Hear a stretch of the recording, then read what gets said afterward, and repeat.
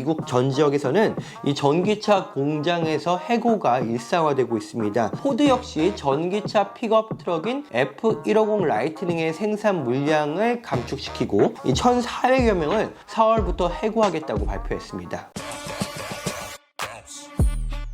지난해 미국에서 팔린 전기차 중에서 세 대 중 한 대는 바로 테슬라 모델 Y입니다. 미국에서 가장 인기 있는 이 전기차가 지난해에만 20%가 넘게 가격이 내렸습니다. 우리나라 돈으로 따지면 가격 할인폭이 1,000만 원이 넘습니다. 조 바이든 행정부는 당초 2032년까지 신차의 3분의 2 이상을 이 전기차로 팔겠다는 야심찬 목표를 세우고 정책을 추진했습니다. 자동차 천국 미국에서 조만간 자동차 시대가 올 것이라고 굳게 믿고 업계는 수천억 달러 규모의 대규모 투자를 단행했습니다. 하지만 이 전기차 시장의 독보적인 1위인 테슬라조차도 할인 없이는 버티기 힘들 정도로 미국 내 전기차 수요가 눈에 띄게 둔화되고 있습니다. 미국의 전기차 시대의 꿈은 과연 신기루였을까요? 이번 회에서 한번 그 이슈를 짚어보겠습니다.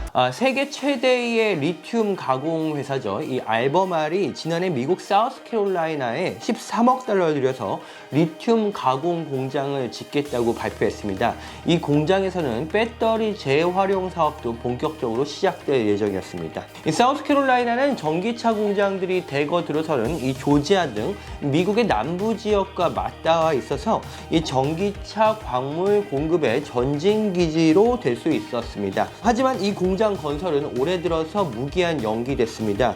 이 미국과 중국에서 전기차 수요가 급격하게 둔화되면서 리튬과 니켈 등 전기차 핵심 광물의 가격이 폭락했기 때문입니다. 지난해 초 대비 리튬 가격은 90%가 내려갔고 니켈 가격 역시 반토막이 났습니다. 광산 회사들과 이 배터리 회사들은 전기차 판매가 올해부터 폭발적으로 늘어날 것이라고 베팅을 하고 최근 수년간 막대한 투자를 단행했습니다. 2023년에 무려 20개 이상의 리튬 광산이 전 세계에서 문을 열었습니다. 역시 이들이 믿을 구석은 미국과 중국 시장이었습니다. 하지만 미국은 물론이고 중국 시장 역시 코로나19 이후 뚜렷한 반등을 보여주지 못했습니다. 스위스의 광산 대기업인 글렌코어도 최근 뉴칼레도니아의 니켈 광산에서 철수하겠다고 발표를 했는데요.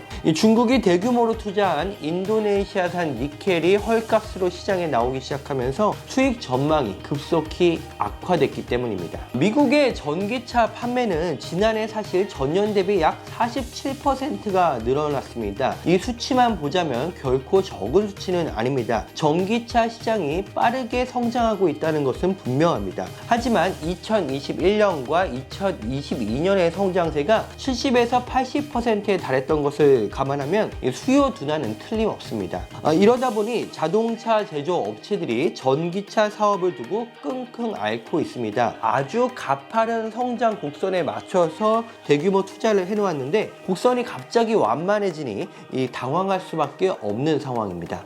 미시간, 조지아 등 이 전기차 공장들이 들어서 있는 미국 전 지역에서는 이 전기차 공장에서 해고가 일상화되고 있습니다. 이 전기차 트럭 회사인 리비안이 최근 인력의 10%를 해고하겠다는 방침을 발표했고요. 포드 역시 전기차 픽업 트럭인 F150 라이트닝의 생산 물량을 감축시키고 1,400여 명을 4월부터 해고하겠다고 발표했습니다. 기후변화 대응에 진심이었던 바이든 정부도 현실적인 어려움을 감안해서 이 전기차 보급 확대를 위해서 설정해 놓았던 이 배기가스 규제를 완화할 방침입니다. 당초 바이든 정부는 2032년까지 신차 판매량 중 전기차 비율을 3분의 2 이상으로 끌어올린다는 목표 아래 차량의 배기가스 규제 기준을 빠르게 강화할 예정이었습니다. 구체적으로 이산화탄소 등 오염물질의 배출량을 2032년까지 매년 13%씩 줄인다는 목표를 제시했었는데요. 이런 규제를 만들어 놓으면 자동차 업체들이 결국 전기차를 많이 판매할 수밖에 없을 것으로 봤습니다. 하지만 바이든 정부는 최근 2030년까지는 급격하게 전기차 판매 증가를 요구하지 않는 방향으로 규제를 다시 손보고 있습니다. 이 전기차 전환 과정에서 일자리를 잃을 수 있다는 노조의 반발도 있지만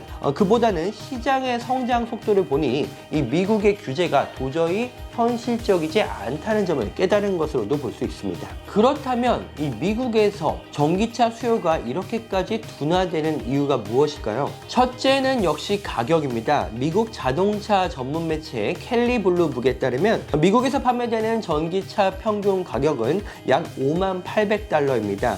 다른 차량들의 평균 가격은 48,800달러로 약 2,000달러 정도가 차이가 납니다.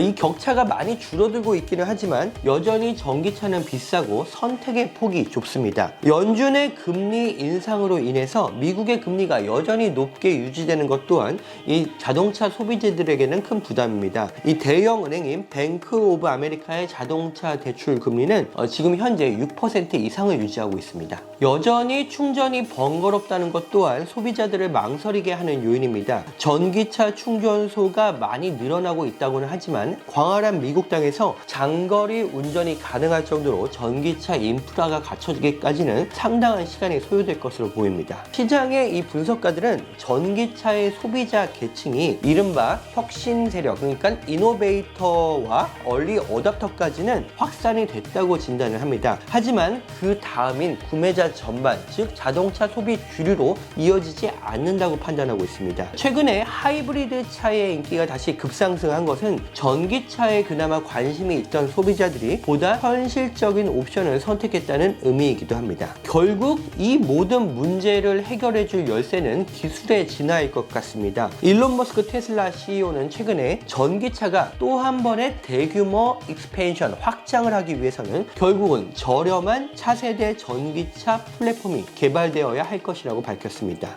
마지막으로 이 전기차 시장에 무시 못할 리스크가 하나 더 있습니다. 바로 도널드 트럼프 전 대통령입니다. 그는 이번 대선을 통해서 백악관에 재입성할 경우 취임 첫날에 바이든 정부의 전기차 정책을 모두 폐지하겠다고 밝혔습니다. 이 미국의 산업 정책의 변화는 이 글로벌 공급망 전체에 급격하고 엄청난 파장을 불러일으킬 수 있습니다. 과연 주춤한 미국의 전기차가 제2의 도약을 할 수 있을까요? 아니면 이대로 전기차가 주저앉게 될까요? 이 몸살을 앓고 있는 미국의 전기차 시장을 한번 짚어봤습니다. 다음 시간에 다시 찾아뵙겠습니다.